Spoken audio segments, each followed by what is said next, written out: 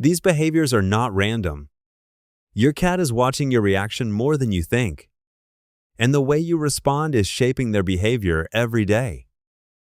Most people believe cats are unpredictable, like they just do things for no reason.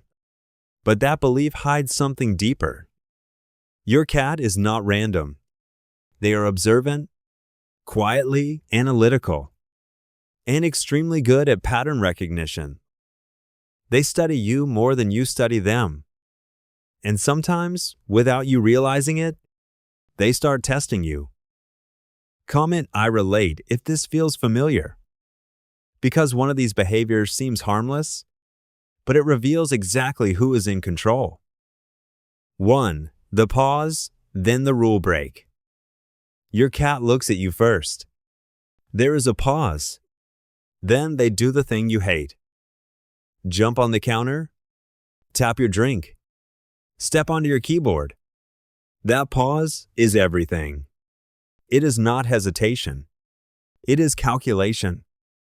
They are checking your reaction in real time, almost like flipping a switch to see what lights up. If you react strongly, you just gave them feedback. And feedback is what builds behavior. Cats learn fast, especially when emotion is involved. If breaking a rule creates movement, noise, attention, that becomes interesting. Imagine your cat thinking, "If I do this, the human reacts instantly." Now the behavior is not about the object anymore. It is about controlling you. What should you do? Stay calm. Be boring. Remove the reward of emotional reaction. The payoff is subtle but powerful. Your cat stops seeing you as a button to press. 2. The same time, every night. Your cat wakes you up at the exact same hour. Every night. No variation. That is not random hunger. That is learned timing. At some point, you responded. Maybe you got up. Maybe you fed them. Maybe you just gave attention. And now the pattern is locked in. This is reinforcement psychology. But there is a twist. If you sometimes ignore it, but sometimes give in, you create something even stronger. Uncertainty. And uncertainty is addictive. Your cat learns, if I keep trying, it might work. That keeps the behavior alive longer. So the real test is not about food. It is about your consistency under pressure. Are your boundaries stable at 2 p.m. and at 4 a.m.? What should you do? Be consistent. Not emotional. Not reactive. Because inconsistency is what fuels the cycle. The payoff is peace. Your cat stops testing what no longer works. 3. The now you're busy switch. Your cat ignores you for hours. Then, the moment you get busy, they demand attention. You open your laptop. They sit on it. You take a call. They start meowing. This is not coincidence. It is timing. Attention becomes more valuable when it is unavailable. That is human psychology. And cats respond to it too. Your focus shifts away. And suddenly, your cat wants it back. They are testing control. Can they interrupt your attention anytime? If yes, your focus becomes something they can claim on demand. Picture it like a spotlight. When it moves away, they step into it. What should you do? Give attention before they demand it. Create predictable connection moments. And when you are busy, do not always drop everything instantly. This teaches balance, not neglect, not indulgence. The payoff is emotional stability. Your cat feels secure, not desperate for attention. 4. The slow push off the edge. They walk to the edge. Look at the object. Then look at you. Tap. Pause. Tap again. Then push it off. This is not just play. It is interaction. The object is a trigger, but your reaction is the reward. Sound, movement, your voice, your attention. It all stacks together. Cats love cause and effect. They experiment constantly. If I do this, what happens next? And if what happens next is exciting, they repeat it. Think of it like a feedback loop. Action, reaction, learning.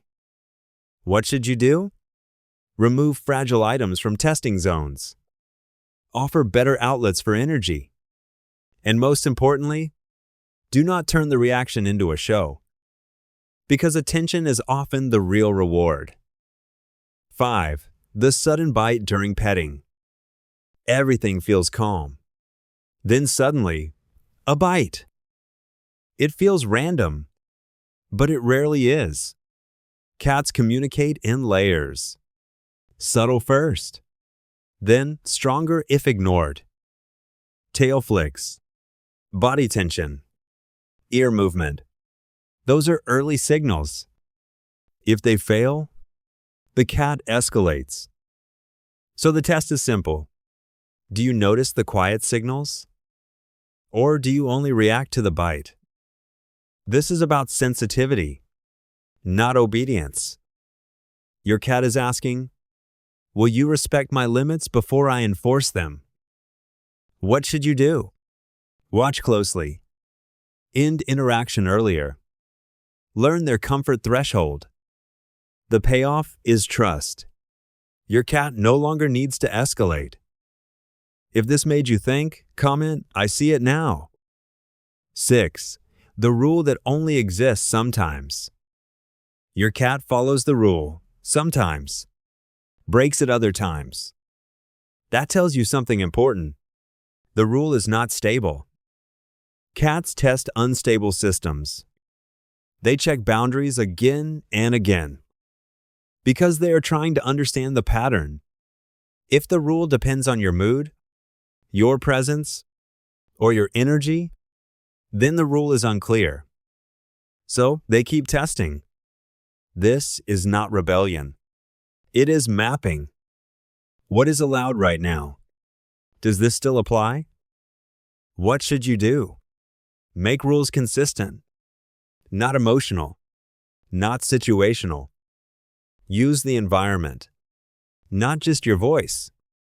Make the right behavior easier than the wrong one. The payoff is clarity, and clarity reduces testing. If you stayed this far, what did you realize?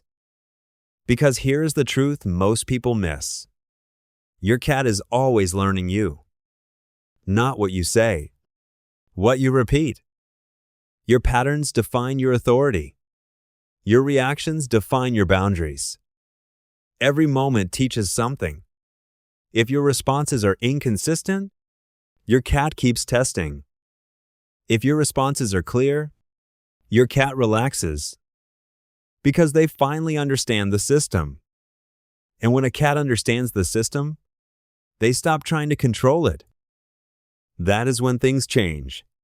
Less testing, less KO, more calm behavior. Not because your cat became different, but because your patterns did. So next time your cat does something strange, do not just react.